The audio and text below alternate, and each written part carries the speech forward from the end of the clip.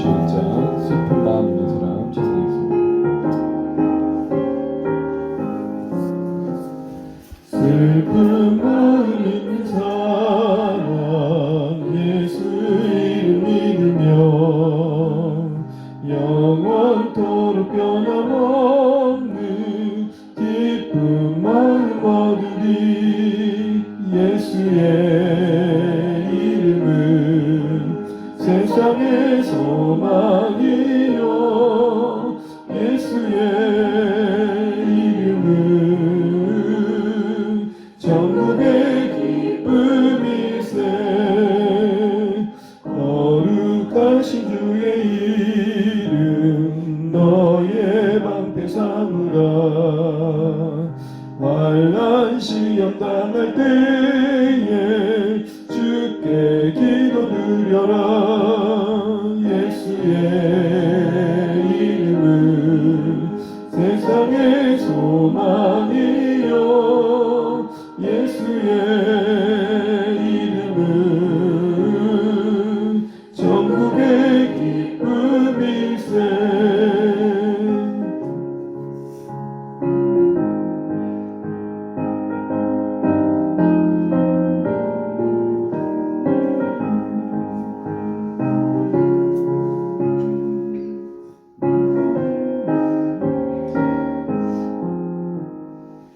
존귀하신 주의 이름 우리 기쁜 데보다 주의 품에 안길 때에 기뻐 찬송 부르리.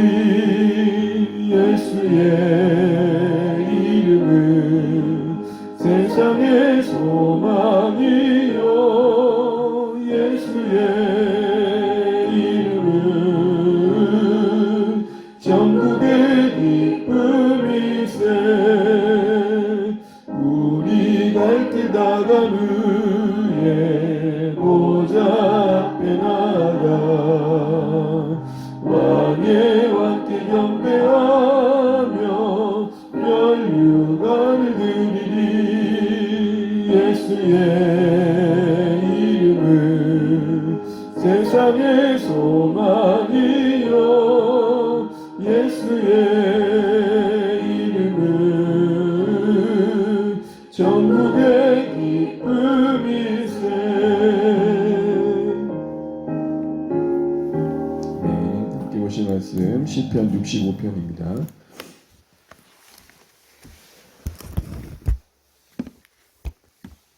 시편 65편 1절에서 13절입니다.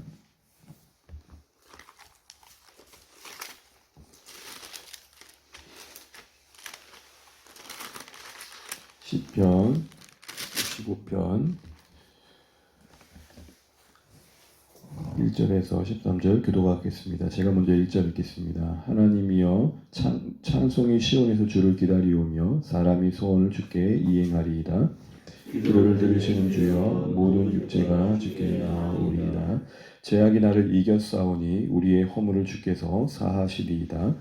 주께서 택하시고 가까이 오게 하사 주의 뜰에 살게 하신 사람 복이 우리가 주의 지을 주의 성전의 아름다움으로 만족하리이다. 우리 구원의 하나님이시여 땅의 모든 끝과 먼 바다에 있는 자가 의지할 주께서 의를 따라 어미하신 일로 우리에게 응답하시리이다. 주는 주의 힘으로 산을 세우시며 권능으로 띠를 띄우시며 바다의 설렘과 물결의 흔들림과 만민의 소요까지 진정하시나이다. 땅 끝에 사는 자가 주의 징조를 두려워하나이다. 주께서 아침 되는 것과 저녁 되는 것을 즐거워하게 하시며 땅을 돌보사 물을 내어 심히 윤택하게 하시며 하나님의 강에 물이 가득하게 하시고 이같이 땅을 예비하신 후에 그들에게 곡식을 주시나이다. 주께서 밭고랑에 물을 넉넉히 대사 그 이 땅을 평평하게 하시며 또 단비로 부드럽게 하시고 그 싹에 복을 주시나이다. 주의 은택으로 한 해를 관 씌우시니 주의 길에는 기름 방울이 떨어지며 들의 수장에도 떨어지니 작은 산들이 기쁨으로 뒤를 띄우나이다. 함께 있습니다. 초장은 양떼로 옷 입었고 골짜기는 곡식으로 덮였으며 그들이 다 즐거이 외치고 또 노래하리이다. 아멘.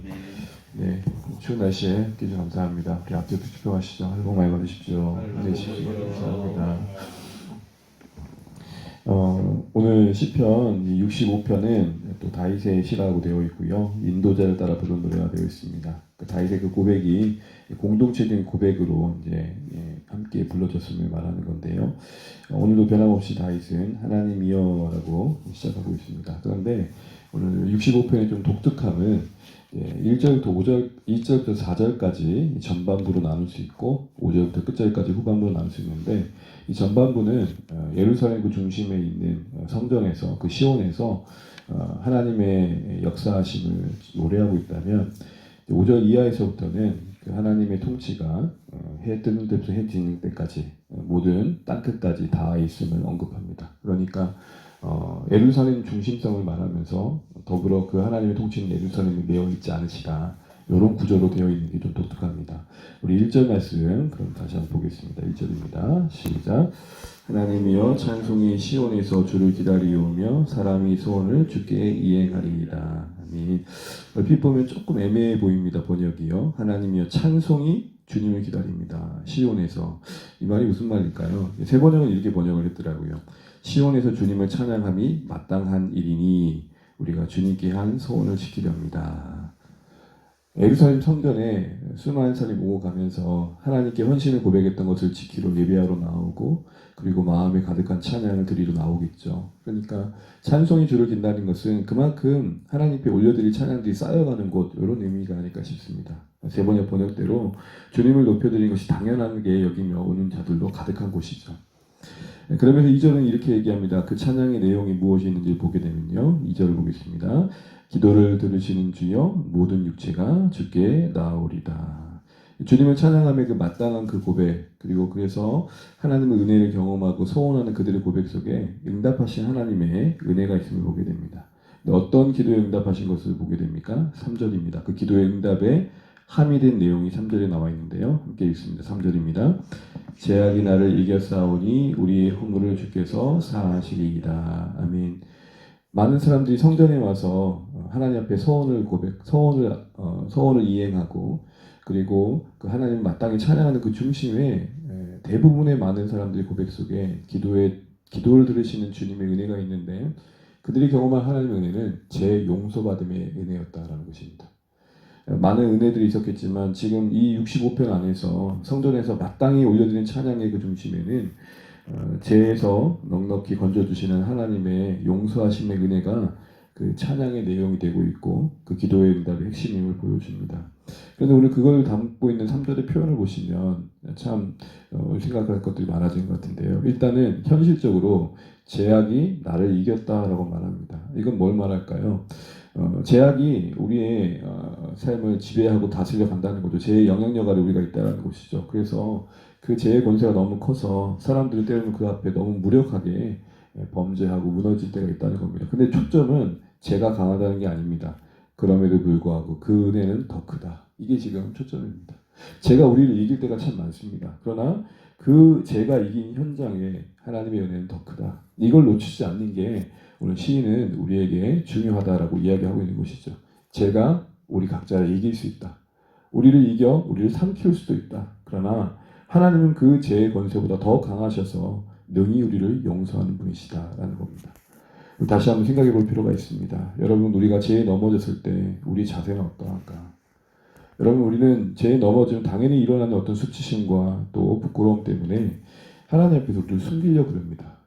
거듭 말씀드리지만 여러분 우리 각자가 상식적으로 하나님께 숨길 게 뭐가 있겠고 숨길 수 있다면 그게 무엇이겠습니까? 되려 오히려 하나님 앞에서 우리가 넘어졌을 때 가장 정직한 인정은 하나님 앞에 그대로 아뢰고 하나님 앞에 나아가는 것입니다. 소위 있는 모습대로 나아가는 것이죠. 죄에 패배할 때 오히려 더욱 찾아야 할 분은 하나님이시다. 죄에 넘어졌을 때 되려 바라봐야 할 분은 오히려 하나님이시다. 이걸 잊지 말아야 된다는 것입니다. 한때 지금도 큰 영향력을 또 나타내고 있는 그 이단 중에 하나가 이제 구원파죠. 저도 경험을 했는데요. 캠퍼스에서 식당에 앉아 있는데 또 물어보는 거예요. 구원 받은 걸 확신하냐고 한때 그런 게 질문이 유행했죠. 그러면서 제가 갸우뚱하니까 한참 힘들 때였으니까요. 제가 무리했다고 했더니 그러면서 또 덧붙여 말하는 말이 몇 월 몇 시에 태어난 구원받은 줄 아냐는 거예요. 이런 질문도 처음 받아보는데 그래서 그런 식으로 이제 구원의 확신을 물어보면서 불안감을 조장하는 거죠. 그러면서 분명하게 자기의 구원의 날짜를 기억하지 못한다는 것은 구원받지 못한 것이다라고 얘기하는 겁니다. 여러분 긴 얘기일 수 있겠지만 이거 하나는 분명합니다. 우리의 확신 여부에 하나님의 구원이 달려있지 않습니다. 물론 구원이 우리 가운데 확신 가운데 여겨지는 건 참 중요합니다. 그러나 내가 확신을 갖지 않다고 해서 그 구원이 문제가 있다고 생각하는 것도 그 자체로는 문제일 수 있습니다. 그걸 소위 구원주의라 그러는 거예요. 구원의 그 확신이 목적이 되는 거죠. 여러분 진정한 구원의 확신은 우리에게 있지 않습니다. 여러분 기억하신가요? 베드로가 멋진 고백을 하죠. 저는 그리스도시요 하나님의 아들이십니다. 했을 때 이어지는 예수님의 칭찬과 함께 하신 말씀이 뭡니까? 그걸 너에게 알게 하시는 하늘의 아버지시다. 이거 뭘 말할까요? 우리의 고백의 확신에 우리의 구원이 달려있지 않고 우리를 찾아와 우리를 붙드시는 하나님의 그 언약의 신실함과 우리를 값지고 사신 그 그리스도 안에서의 그 보혈로 우리를 사시는 성령의 능력에 달려있다는 것이죠. 여러분 우리 흔들릴 때가 있습니다. 제가 드리고 싶은 말씀의 요지는 나의 흔들림이 하나님의 우리를 붙드시는 손도 흔드는 건 아니라는 것이죠. 그래서 이 3절의 말씀을 공동 번역에서 이렇게 멋지게 번역했더라고요. 지은 죄 힘겹도록 무거우나 주님은 그것을 능히 씻어 주십니다. 무거운 짐 중에 하나가 죄짐 아니겠습니까? 그 죄짐을 우리는 맡길 수 있는 은혜의 자리에 있다는 것을 기억해야 된다는 것입니다. 그래서 오늘 시인은 자연스럽게 이 하나님의 은혜를 약속받고 있는 성전에 머무는 인생들의 복을 노래합니다. 4절입니다. 함께 읽습니다. 주께서 택하시고 가까이 오게 하사 주의 뜰에 살게 하신 사람은 복이 있습니다. 이 복이 있다는 말은 시편에서 이렇게 번역해도 맞습니다. 참 행복한 사람입니다 라고 얘기하는 것입니다. 성전에서 말씀드렸던 것처럼 하나님의 용서의 은혜를 누리고 그리고 하나님께서 온갖 은혜로 공급해 주시는 그 성전에 머무는 인생은 참 복된 겁니다 라고 하면서 그 행복하다 복이 있다고 말하는 그 초점에는 그가 누리는 그 은혜 그 자체에도 있지만 그 유익도 있지만 그것이 자신에게 주어진 그 과정에 있어서도 더 그 고백이 큼을 봅니다. 4절이 뭐라고 말합니까? 그렇게 성전의 한 구성원이 될 수 있는 것 주님의 택하심과 가까이 와 주심의 결과다.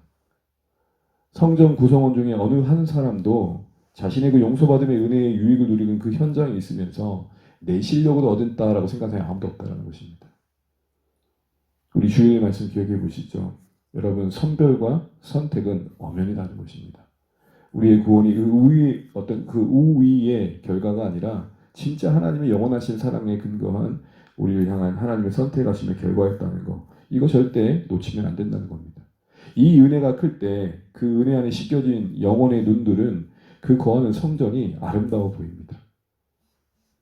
성전에 머무며 누릴 온갖 복에 행복해하면서 만족해하면서 이런 고백을 하는 거죠. 내 영혼이 은총이 입어 중한 죄 좀 벗고 나니 그 어디나 하늘나라. 그러니까 분명하게 하나님과 관계 속에서 제 문제를 다루고 그것이 용서받을 수 있는 자리에 있는 것이 하나님의 선택하심과 가까이 와 주심 찾아와 주심의 결과임을 아는 소위 은혜임을 아는 자들 안에 임하는 평강이 분명히 이 4절 안에 담겨 있는 것입니다. 저도 신앙의 생활을 가만히 제 자신을 돌아보게 되면 왜 못마땅할 때가 없습니까?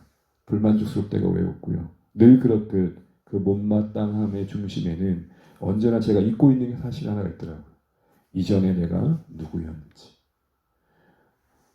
이전에 내가 하나님 앞에서 어떤 인생이었는지 이거 진짜 많이 놓치더라고요.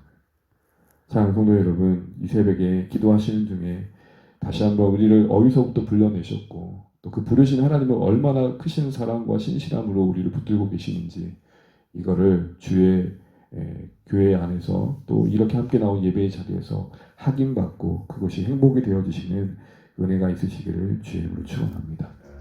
죄는 분명히 인식해야 됩니다. 그러나 그 죄가 우리를 이길 수 있다는 것도 압니다. 그러나 그 권세보다 더 크신 하나님이 우리와 함께 하신다. 그 은혜를 누리며 신앙의 생활을 복되게 하셔야 되는 것입니다. 그러면서 이런 하나님의 성전 안에서의 역사하심이 동일하게 만물 가운데도 다 있다라는 것이 이제 5절부터 나와 있는데요. 5절부터 13절까지는 이제는 성전에만 머물지 않고 온 피조 세계 가운데 역사하신 하나님의 통치가 언급되어 있습니다. 5절 한번 읽어보겠습니다. 우리 구원의 하나님이시여 땅의 모든 끝과 먼 바다에 있는 자가 의지할 주께서 의를 따라 어미하신 일로 우리에게 응답하시리이다. 아멘. 여기서 어미하신 일이라는 것은 어메이징한 일입니다. 정말 놀라운 일로 응답하신다라고 하는 것이고 그 응답의 결과가 그 만물 안에 나타난다라는 것입니다. 그러면서 시인은 뭐라고 얘기하고 있냐면 우리 하나님은 이 구원의 하나님은 땅의 모든 끝, 먼 바다, 이 땅에 있는 모든 사람들이 마땅히 의지할 분이시다. 달리 말해 만민이 의지할 소망이 되신 하나님이시다라는 것입니다. 여러분 한번 가만히 생각해 보십시오. 우리가 바라보는 해는 날마다 뜨고 집니다. 그리고 이 땅에 있는 권세도 날마다 뜨는 것 같은데 또 집니다. 뜨거지는 세상 권력의 그 무상함을 우리가 압니다. 그러나 우리는 뜨거지는 그 해를 운행하시는 하나님의 권능을 더 크게 볼 필요가 있다는 겁니다. 잠시 떴다 지는 권세에 휘둘리는 인생들이 아니라 뜨거지는 해, 그 장렬한 해를 오히려 운행하시는 하나님의 권능을 바라보라 이 얘기를 하고 있는 것입니다. 그러면서 창조주로서 온 땅을 세밀하게 다스리시는 하나님의 손길이 오늘 6절 이하부터 쭉 언급되어 있고 묘사되어 있습니다. 6절부터 7절을 잠시 보게 되면 이렇습니다. 주는 주의 힘으로 산을 세우시고 권능으로 띠를 띄우시며 바다의 설됨과 물결의 흔들림과 만민의 소유까지 신정하십니다. 여러분 이렇게 산을 세우시고 바다를 만드시는 이 모습 속에서 우리는 공간을 창출하시는 하나님의 일하심을 보는데 어디서 많이 본 장면 아닙니까? 바로 창세기 1장의 모습입니다. 육지를 만드시고 물이 한 곳으로 모이게 하셔서 육지를 만드시고 산을 만드시고 바다를 만드시고 8절에도 보게 되면 하나님께서 피조세계에 시간의 영역에 개입하신 것들을 보게 됩니다. 8절 한번 같이 한번 읽어보겠습니다. 땅 끝에 사는 자가 주의 징조를 두려워하나이다. 주께서 아침 되는 것과 저녁 되는 것을 즐거워하게 하시며 아멘. 아침 되는 것과 저녁 되는 것을 즐거워하게 하시며 우리에게 이런 시간 속에 살아가는 우리의 존재 가운데 이런 복이 임하시기를 주의 이름으로 축복합니다. 9절부터 10절을 보게 되면 이 피조세계 공간 영역을 또 윤택하게 하시고 복되게 하시고 그 공간을 아름답게 갖고 가신 걸 보게 됩니다. 보시게 되면 윤택하게 하시고 그리고 물을 채우셔서 땅이 곡식을 내게 만드시고 10절에 보시면 밭고랑에 물이 넉넉히 되게 하시고 평평하게 하시고 단비로 붓고 싹이 나게 하시고 그러니까 작물 가운데 하나님의 손길 다하는 것을 이렇게 디테일하게 묘사합니다. 그러면서 11절에는 이렇게 고백하죠. 11절입니다. 시작. 주의 은택으로 한 해를 간시우시니 주의 길에는 기름방울이 떨어져. 참 표현이 멋있는데요. 주의 은혜가 한 해를 간시웠다는 겁니다. 쉽게 말하면 1월부터 12월까지 하루하루 차곡차곡 하나님의 은혜가 쌓이고 쌓여서 우리 이런 곡식을 얻을 수 있었습니다. 이 얘기를 하는 것입니다. 그리고 이것을 이렇게도 표현하더라고요. 주님께서 복 주셔서 한 해의 시간들을 아주 잘 가꿔주셨습니다. 그 결과로 계절을 따라 들녘이 옷을 입고 푸른 옷을 입은 그 초장에 양떼가 덮이고 그리고 골짜기에 항무지에 곡식이 자라고 이 모든 걸 보면 만물이 기뻐합니다. 이렇게 얘기합니다. 다양한 표현을 하지만 이 5절부터 13절의 요지는 어쨌든 성전 안에만 하나님의 손길이 닿지 않고 오늘 우리가 살아가는 삶의 자리 이 만물 가운데 피조세계 가운데 하나님의 손길이 있다는 것이죠. 이 말씀을 가지고 우리 두 가지 정도 마지막으로 매듭지으면서 결론 좀 읽겠습니다. 한번 생각해 볼 것이 첫 번째 이거입니다. 시온에서의 그 하나님의 통치가 지금 온 피조세계 가운데도 뻗어가고 있는 이 모습을 보면서 우리 삶을 돌아보자는 거죠. 오늘 우리는 하나님의 통치를 받는 우리의 삶은 교회 안에만 머무는 신앙은 혹 아닌가라는 것입니다. 개인적으로는 하나님과의 관계 속에서 누리는 그 은혜가 가족에게 흘러가고 있는지 공동체에 흘러가고 있는지 일상 안에 우리 주일 말씀처럼 평강으로 열매 맺고 있는지를 돌아보자는 겁니다. 또 우리의 주일의 예배는 주중의 삶으로 확장되어져 가고 있는지 말이죠. 또한 우리는 모이는 교회에만 있고 흩어지는 교회는 혹시 없는지. 그래서 여러분 우리는 오늘 이 본문에 비유하자면 예루살렘에만 갇혀있는 신앙이 아니라 하나님의 손길 닿아 있는 그곳에서 하나님의 백성으로 살아내야 하는 것입니다.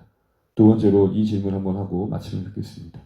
오늘 우리는 하루 살아가는 그 일상의 영역에서 하나님 허락하신 그 일상에 마주하는 모든 자연과 사람들과 모든 생각들, 모든 만물을 보면서 얼마나 경탄하고 있는가라는 것입니다. 오늘 5절에 보는 것처럼 오늘 시인은 구원의 하나님께서 모든 만물의 응답하심의 그 결과들을 어메이징하다라고 말합니다. 놀랍다라고 말합니다. 시간과 공간에 복을 주셔서 갖고 가시는 하나님의 손길을 찬양하면서 말이죠. 그러면서 여러분 8절에 아까 봤던 것처럼 아침 되는 것, 저녁 되는 게 즐겁다, 기쁘다라고 말합니다. 저는 여러분 하나님 앞에서 우리의 아침을 즐거워하고 저녁을 아쉽지만 그래도 감사로 매듭지는 것은 귀한 예배다 생각됩니다. 혹시 우리 멀리 있는 행복을 찾느라 주어진 가까이 있는 축복 놓치지 않으시기를 주의 이름으로 축복합니다. 이미 가진 것을 누리지 못하면서 없는 것만 탐하는 인생 되지 않기를 주의 이름으로 축복합니다. 오늘도 허락하신 삶의 자리에 다 있는 하나님 손길 느끼면서 누리면서 그래서 복을 누리실 수 있는 우리 인생 오늘 하루 되시기를 주의 이름으로 축복합니다. 찬양하겠습니다. 찬송가 428장입니다.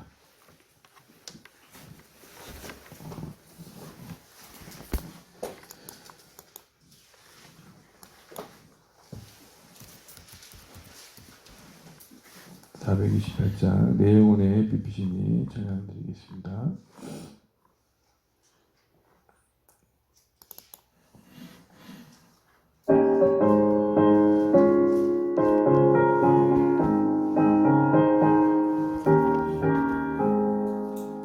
내 영혼의 빛이니 주 영광 찬란해 이 세상 어떤 빛보다 이 빛 더 빛나네 주의 영광 빛난 광채 내게 비춰주시옵소서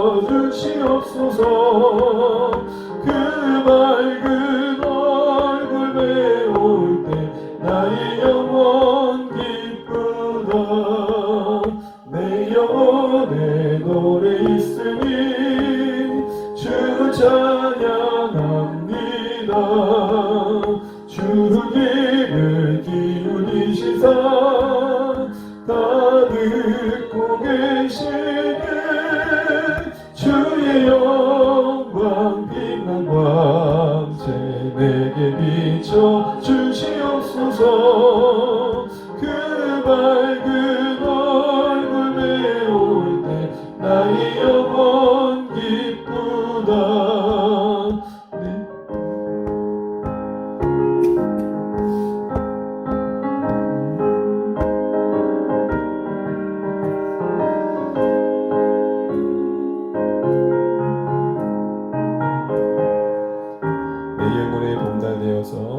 내 영혼의 봄날 되어서 주 함께 하실 때 그 평안 내게 이끌고 주의 꽃피네 주의 영광 빛난 광채 내게 비춰주시옵소서 그 밝은 얼굴 배울 때 나의 영혼 기쁘다 내 영혼에 희락이 있고 그 소망 넘치네 주 예수 복을 주시고 또 내려주시네 주의 영광 빛난 광채 내게 비춰주시옵소서 그 밝은 얼굴 배울 때 나의 영혼 기쁘다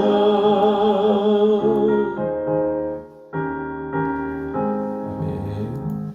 자, 함께 찬양하겠습니다. 기도하겠습니다. 오늘 주신 말씀 기억하시면서 기도하실 때